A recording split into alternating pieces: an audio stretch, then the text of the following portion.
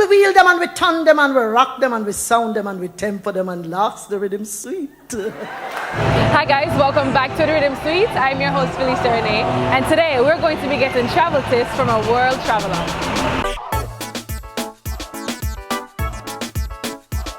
Hi guys, welcome back. We're sitting here with Shay Paul, who is the travel blogger extraordinaire, right? Yes. So Shay, tell us how you guys started. Okay, so it started off like a couple of years ago. I got inspired because while living in Jamaica, I was always like really curious about where planes could take you. You know what I mean? So that has been an inspiration ever since I was a child. When I was in university, I had a bit of a mishaps and I decided to do some traveling, and I ended up in Quito, Ecuador, and I remember landing in Quito, Ecuador for the first time without speaking the language, without knowing the people, anybody there. Yeah. And I think I questioned myself and I asked myself, why not? And that's how it began. Just why not? Why not? Like, why not? You're here with new people, you're here like with a new language that you've never, you don't know any other languages, you know what I mean? And I think I was open for the experience. I was open to try something new, to experience something new, and it began there. But what about the fear of being in a new place? I think I was so like caught up in the moment that I didn't have fear. You know what I mean? I was so caught up like with everything that was happening around me. Like, oh my God, you see people that you hear languages that you never hear before. You hear words, you hear everything, you see food. And I think I was so caught up in that moment that like, geez, the fear can come. Exactly. Oh my the fear could come after. Like, I was so comfortable, not comfortable, I was so like, you know, like when you get comfortable, that's when fear comes for me. When you get comfortable, that's when fear comes. And at that moment, I was so like, on the go all the time. I was thinking about something new. I was thinking about like new places. So the fear wasn't there. So where does this passion for traveling come from? I think for me it comes from like curiosity. Yeah. I'm so curious with everything, you know what I mean? I'm curious about the food. I'm curious about how people can speak so many languages. I'm curious about like places in general. So what is your motivation? So apart from wanting to have new experiences, so that's always a motivation.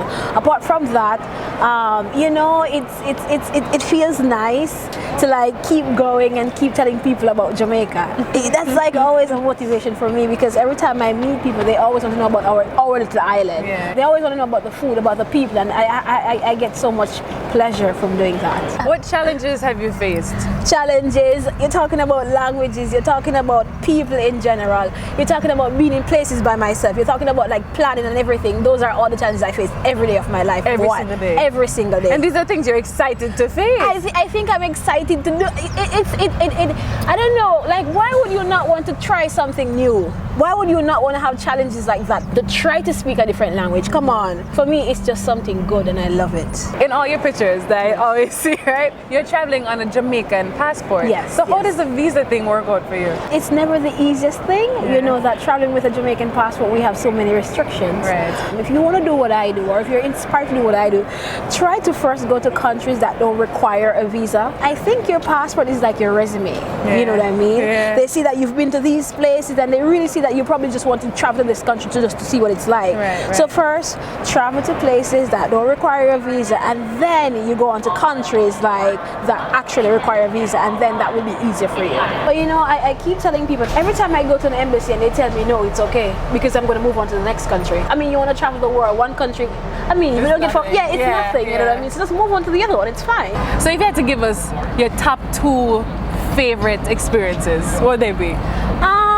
Havana, Cuba. When you get off the plane and you step in Havana, Cuba, like it's like you're moving from 2016 into the 1950s, and I'm like, Lord, I love this. And then maybe Chile in South America, hiking a volcano in the south of Chile, and probably doing a few treks in Patagonia, Chile, which is the end of the world, like the southern hemisphere. That was pretty remarkable. Yeah. So then how would you say your Jamaican roots have influenced the world up closer? You see, when I talk about the world up closer, it's not just about me, it's about Jamaica as well. Because for me, I think personally, every day that I go somewhere new, or every city and every new person that I meet, they always ask me about Jamaica. So me, it's like I'm an ambassador, and it comes for me, like I tell you, like it has influenced the world up closer so much, and it has influenced stories, it has influenced like photos, you know what I mean? The world up closer is also inspired based on the fact that I'm Jamaican. When I go places, I try the street food. You know that in Jamaica, street food is a big deal. It's everything. It's everything. So you see the part there, and for me, like stuff like that, like little beanie teeny things like that, you get like a true feeling of what the country is. You get a true like taste of like their cuisine and stuff like that. Like you won't find like typical food in like I don't want restaurant food. I want the food on the street, and I think like stuff like that, like because we do that in Jamaica all the time. You know what I mean? So little things like that has helped me. My question, and the question that has to be on everybody's mind, is the money. How do you afford these things, and how can I do it? It's fair. It's a fair question. You see, when I first started out, I started out with my money. I didn't have a lot of money. I didn't have a lot of like things that I could get money from during that time. It comes within time, you know what I mean? And for me personally, and this is why I tell you that my business was first passion and still passion. It's passion, and then it gradually became something that I really could earn money from working with restaurants, from working with hotels, from working with like tourism boards, from working with like specific destination. That's how pretty much it comes in, you know what I mean? And it's something that I really like, and it's something that it still blows my mind that I can do what I love and make money from it. It has to start out not from a business perspective, but because of something you'd like to do for yourself, and then it will gradually become into probably a business, probably just like how I did. It's always a challenge explaining to people because you're like, really?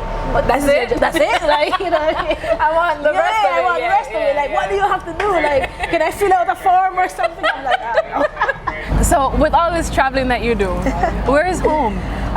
For me, Jamaica is always home. I'm usually like abroad for most of the year, repacking and unpacking probably somewhere in the US, but for me, Jamaica is home.